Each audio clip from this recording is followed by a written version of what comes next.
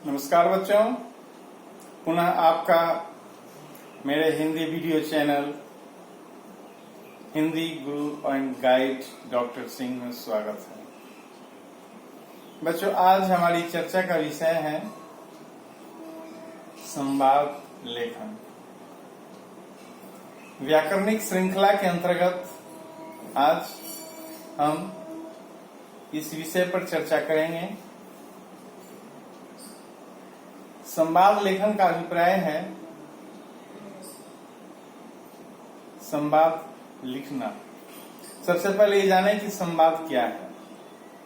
बच्चों, संवाद का अभिप्राय वार्तालाप से है, बातचीत से है। जब दो व्यक्तियों के बीच बातचीत होती है, वार्तालाप होता है, तो उसे ही संवाद का नाम दिया जाता है। संवाद लेखन आज स्कूली पाठ्यक्रम में शामिल किया गया है ताकि बच्चों को इन बातों से परिचित कराया जा सके कि आखिर संवाद कैसे लिखा जाए। विद्यालय स्तर पर परीक्षाओं में इसके लिए अंक भी दिए जाते हैं और इसलिए आवश्यक हो जाता है कि बच्चों को संवाद लेखन से जुड़ी जानकारी दी जाए ताकि वे बखूबी संवाद लेखन की प्रक्रिया को भली भांति समझें और परीक्षा में अच्छे अंक ला सकें। तो बच्चों, चलिए हम चर्चा करते हैं इस विषय के संदर्भ में। संवाद का अभिप्राय जैसा मैंने भी बताया कि वार्तालाप से है, बातचीत से है। अब प्रश्न ये है कि संवाद कैसे लिखा जाना चाहिए, उसके लिए किन किन आवश्यक बातों का ध्यान रखा जाना चाहिए, उसके कौन कौन से आवश्यक बिंदु हैं। तमाम इनकी चर्चाएं किए बिना हम ठीक से संवाद नहीं लिख पाएंगे, क्योंकि संवाद लिखने के लिए संवाद कैसे लिखा जाए इस बात की जानकारी भली भांति होनी चाहिए। अन्यथा वह जो संवाद होगा अपने आप में पूर्ण नहीं होगा, उसमें बहुत सारी त्रुटियां होगी और जब त्रुटियां होगी तो परीक्षाओं में अंक काट दिए जाएंगे। बेहतर है कि ऐसी गलती से बचने के लिए हम जान लें, ठीक से समझ लें कि आखिर संवाद लेखन की जो प्रक्रिया है उसमें किन आवश्यक बिंदुओं पर हमारी नजर होनी चाहिए, कहाँ पर हमारा ध्यान होना चाहिए। क्योंकि जब तक हम सही तरीके से इस बिंदु पर नजर नहीं रखेंगे हमें परेशानी हो सकती है। हमारा जो संवाद लेखन होगा उत्तम नहीं होगा और फिर जब हमारे जो उत्तर हैं संतोषजनक नहीं होते हैं तो फिर अंक कम मिलते हैं। तो बच्चों, इससे बचने के लिए यह आवश्यक है कि हम संवाद लेखन की आवश्यक बिंदुओं पर ध्यान दें।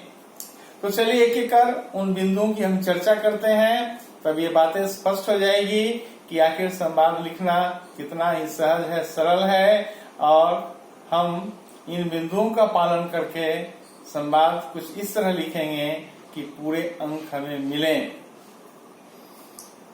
तो बच्चों, मैंने यहाँ लिखा है आपकी जानकारी के लिए, आपकी सहूलियत के लिए कि संवाद लेखन के महत्वपूर्ण बिंदु वे कौन कौन से महत्वपूर्ण बिंदु हैं जिन पर हमारी नजर होनी चाहिए। उसमें पहला बिंदु है कि संवाद छोटे, सरल और संक्षिप्त होने चाहिए। संवाद छोटा हो, सरल हो और संक्षिप्त हो, यानी बहुत बड़ा नहीं होना चाहिए। अक्सर बच्चे या तो छोटा लिख देते हैं या बहुत ही बड़ा लिख देते हैं, तो ऐसी गलतियों से बचने की आवश्यकता है। ऐसी गलतियां न हो, बेहतर है कि संवाद लेखन की जो प्रक्रिया है उसका जो महत्वपूर्ण बिंदु है उस पर हमारी नजर हो। तो बच्चों, मैंने यहाँ चर्चा की कि संवाद छोटे, सरल और संक्षिप्त होना चाहिए, यानी उसका आकार ज्यादा बड़ा न हो। दूसरा महत्वपूर्ण बिंदु है बच्चों कि संवाद की भाषा स्पष्ट, पात्रानुकूल और भावानुकूल होनी चाहिए। जैसा कि मैंने बताया कि संवाद दो व्यक्तियों के बीच में हुआ करता है, चाहे वो दो पुरुष हो सकते हैं, एक पुरुष एक स्त्री हो सकती है, एक बड़ा आदमी हो सकता है, दूसरा छोटा बच्चा हो सकता है।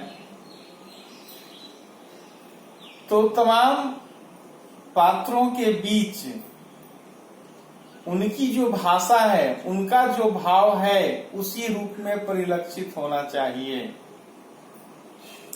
तो ये बहुत महत्वपूर्ण बिंदु है कि संवाद की भाषा स्पष्ट, पात्रानुकूल और भावानुकूल हो। जाहिर सी बात है कि संवाद का जो विषय है, उससे संबंधित जो भावनाएं उठ रही हैं, उसका स्पष्ट चित्रण हो। और जो पात्र हैं, पुरुष पात्र है, स्त्री पात्र है, उसकी भाषा वैसी ही होनी चाहिए। यानी व्याकरणिक तौर से देखा जाए, व्याकरणिक तौर से कहा जाए तो संवाद की भाषा व्याकरण सम्मत होनी चाहिए, चुस्त दुरुस्त होनी चाहिए। उसमें किसी भी तरह की व्याकरणिक त्रुटि स्वीकार्य नहीं होती है। व्याकरण लिखते समय जब हम व्याकरणिक तौर पर लेखन का कार्य कर रहे होते हैं तो हमारी नजरें व्याकरणिक नियमों से जुड़ी होती है, ताकि त्रुटियां ना हो। तो इन त्रुटियों से बचने के लिए आवश्यकता है कि संवाद की भाषा को स्पष्ट तौर पर प्रस्तुत किया जाए।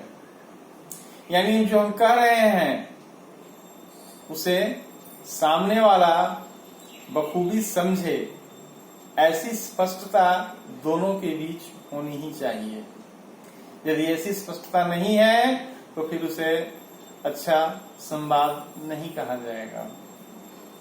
अगला बिंदु है बच्चों कि संवाद रोचक तथा सरल होने चाहिए। रोचकता हो। भाषा में ऐसी शक्ति है जो दो अनजानों के बीच भी रिश्ते पैदा करती है। जो हमारे विषय है भाषा का, उसमें रोचकता जरूरी है। रोचकता कैसे आएगी बच्चों? रोचकता शब्दों के प्रयोग से आती है, भावों के प्रयोग से आती है। क्योंकि हम जब संवाद लिख रहे हैं तो हमारे हृदय की जो भावनाएं हैं शब्दों के द्वारा निस्सरित हो रही है। इन स्थितियों में हमारा यह दायित्व है कि हमारी जो भाषा है, हमारे जो शब्द हैं, इतने अच्छे हों, इतने रमणीय हों कि सामने वाला उसे पढ़ने के उपरांत हमारी तरफ आकृष्ट हो। इसलिए भाषा की रोचकता जरूरी है। अच्छे शब्दों का प्रयोग जरूरी है और अशुद्धियों से भी बचने की आवश्यकता है। यह भी जरूरी है कि आप जिन शब्दों का प्रयोग कर रहे हैं उसमें अशुद्धियां न हो। अगला बिंदु है बच्चों कि संवादों में स्वाभाविकता तथा चुटीलापन अवश्य हो। स्वाभाविक रूप से बनावटीपन न हो। जिस विषय की हम चर्चा कर रहे हैं संवाद में, स्वाभाविक रूप से समाज में ऐसा घटित होता है, इस पर नजर जरूर हो। और चुटीले अंदाज में, यानी चुटीले अंदाज का अभिप्राय यह है कि हमारी बातों का असर पड़ रहा है उस पर नहीं, जिसके द्वारा संवाद का आदान प्रदान हो रहा है। बड़ा ही प्रभावी अंदाज, वैसे शब्द, वैसे भाव और वैसा अंदाज जरूरी है। क्योंकि भाषा में शब्दों का जो प्रयोग होता है परिस्थितियों के अनुसार होता है, कालक्रम के अनुसार होता है।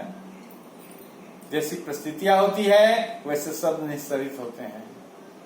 तो यहाँ भी जैसा विषय है वैसा ही शब्द प्रयोग हो, यह बहुत ही महत्वपूर्ण बिंदु है जिस पर हमारी नजर होनी चाहिए। अगला बिंदु है बच्चों कि संवाद घटना, परिस्थिति और समयानुकूल होने चाहिए।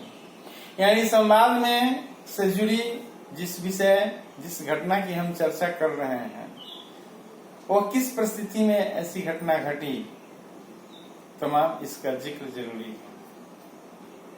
क्योंकि ऐसा तस्वीर रेखांकित करने से जिससे हमारा संवाद हो रहा है बखूबी इन बातों को भली भांति समझता है और उसे जरूर लगता है कि इसमें बनावटीपन नहीं है बल्कि स्वाभाविकता है। इसलिए घटनाओं और परिस्थितियों पर हमारी नजर होनी ही चाहिए और समयानुकूल, यानी जिस परिस्थिति में घटना घटी, संवाद की भाषा उसी परिस्थिति का आकलन करती हुई दिखनी चाहिए।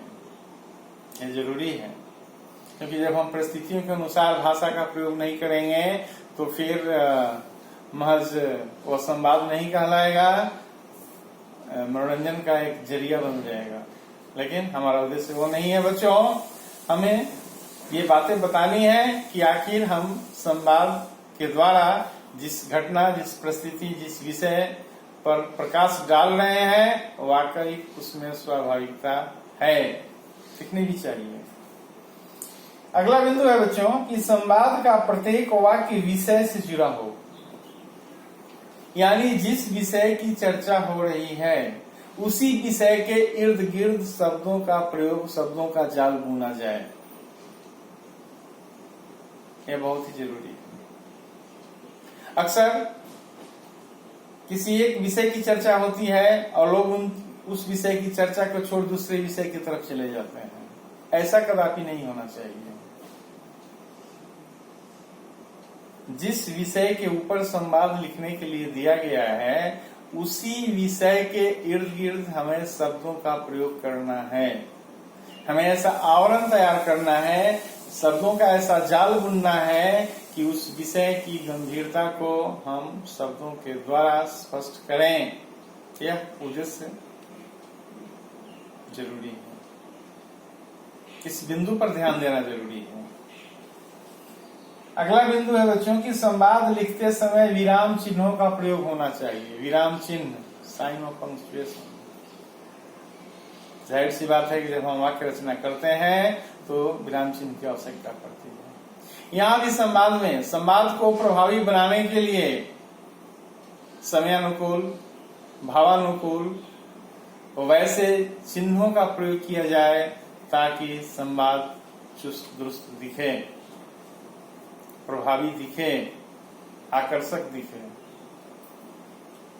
देखने से ही, पढ़ने से ही लगे कि वाकई भाषा और भाव में दमखम है जो हमें आकृष्ट कर रहा है। बहुत ही जरूरी है बच्चों, इस पर नजर होनी चाहिए।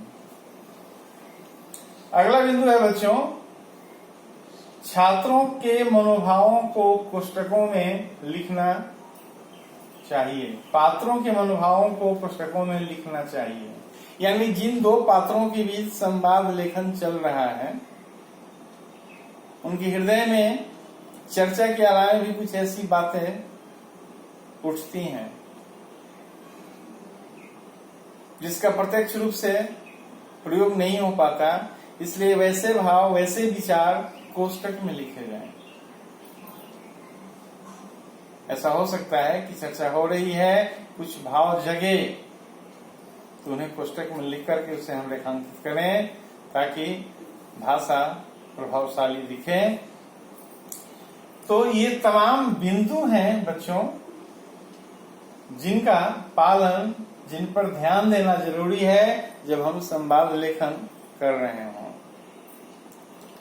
अब जैसे उदाहरण के लिए मैं आपको बताऊं कि देश में बढ़ती महंगाई विषय पर संवाद लिखना है, तो जाहिर सी बात है कि हम संवाद में सिर्फ इस बात की चर्चा नहीं करें कि देश में महंगाई बढ़ रही है, लोग मर रहे हैं, त्रस्त हैं, महज इतनी बातें नहीं।